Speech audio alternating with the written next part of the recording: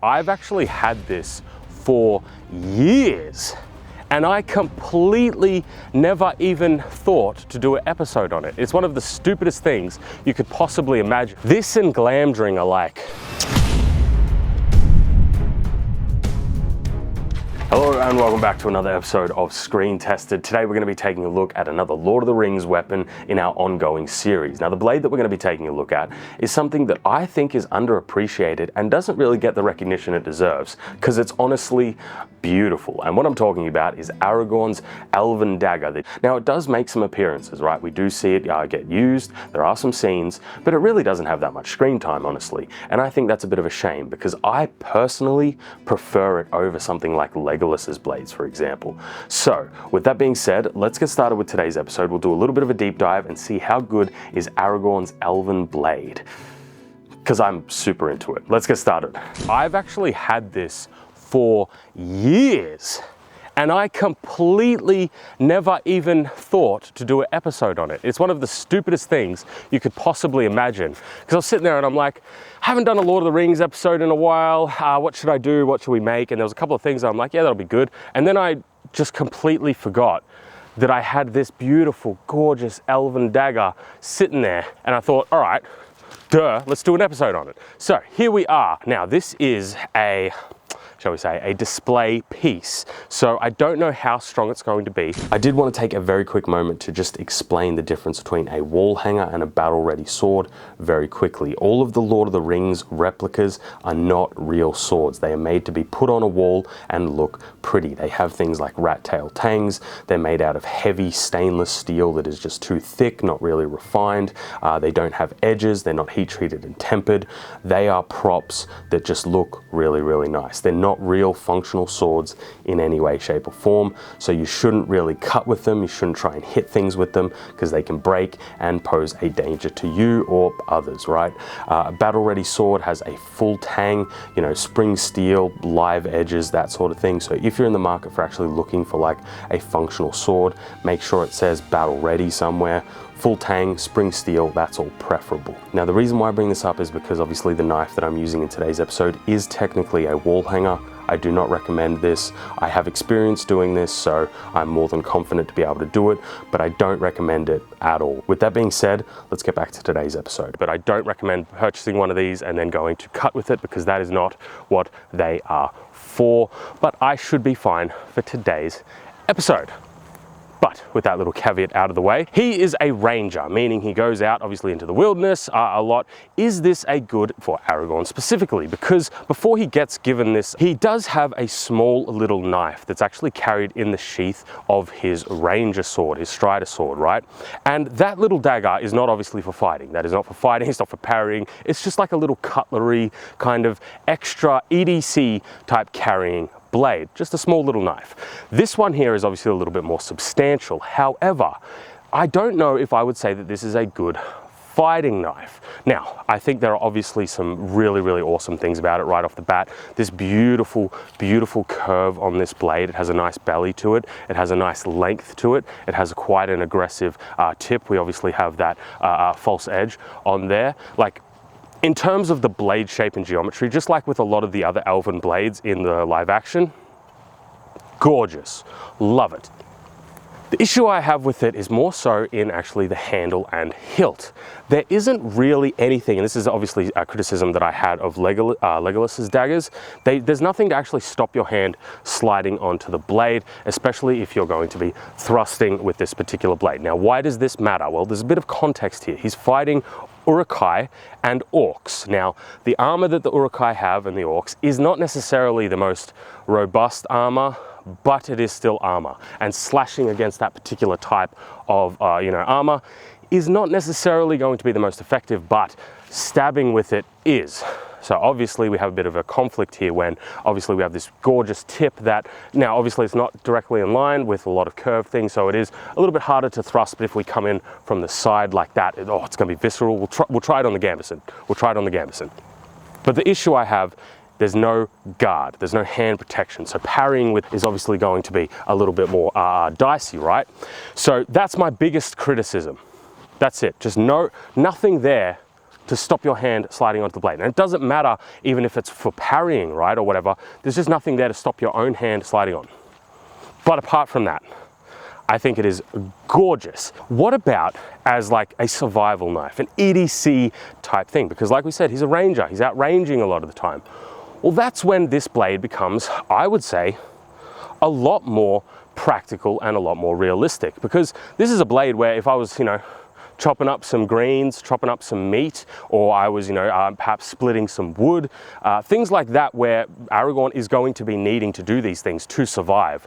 This particular design makes a lot more sense. Now, obviously in the films he does use it for a lot more combat applications. He is fighting, the Uruk-hai and the orcs with it. He throws it at Lurtz. Oh wait, no, Lurtz throws it back at him once he stabs him and he deflects it, yes. Yes, we are all aware that Viggo actually deflected one of the prop blades that was accidentally thrown a little too close to him by one of the stuntman, the actor playing Lurtz.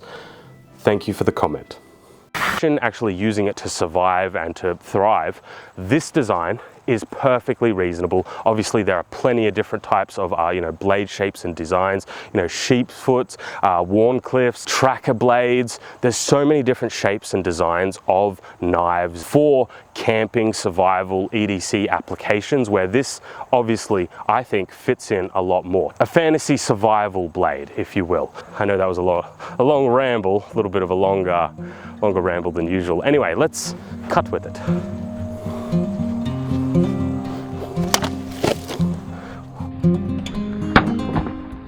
It's got such an aggressive curve to it, it kind of like curves away from the target a little bit. But one of the good things is that when you come in for a thrust, like we said, if you come in for a thrust like this, that tip is absolutely perfectly in line for that sort of motion of the body, right? So, see that?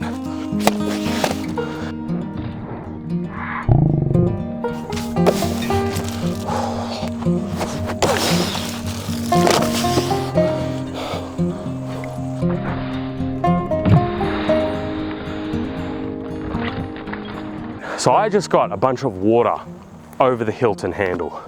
My grip, completely compromised. If I'm not careful, right, if I loosen my grip ever so slightly, it's gone. And this is the thing, right? The design is just a kind of a slick wood handle, no guard, no nothing. So the moment your hand gets a little bit of blood, a little bit of juice on it, it gets very slippery. That's what she said.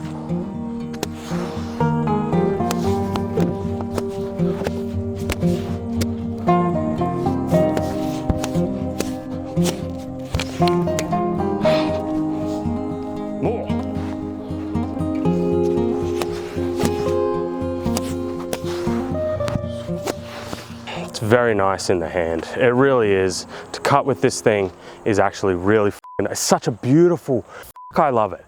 I mean, that's why I bought it when I was like a kid, right? It's just fucking gorgeous.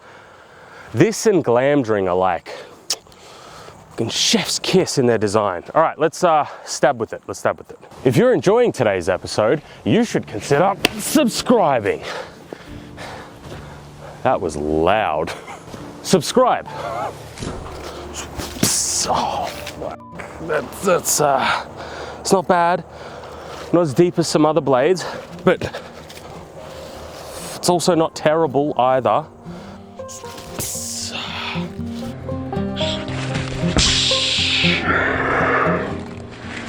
Not terrible. Oh, I hit the core.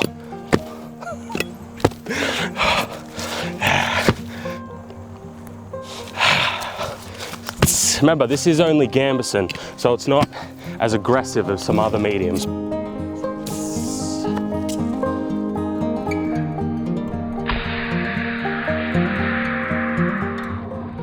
I don't think we got through the male though. The slow-mo is definitely going to have to tell the story of that one, but it did get pretty far. I did see it go pretty far.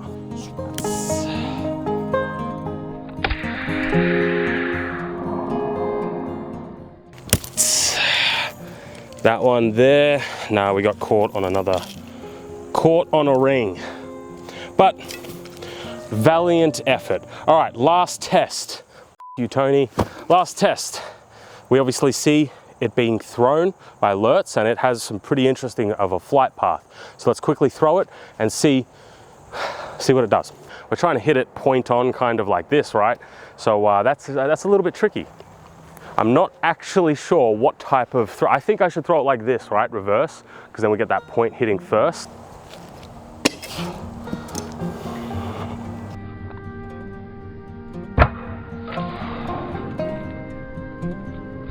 Whatever the f this is, yeah, like we said, don't use these.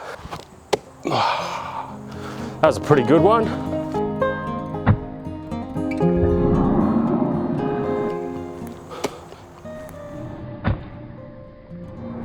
Like, I think it's not bad at all to be thrown. Principle.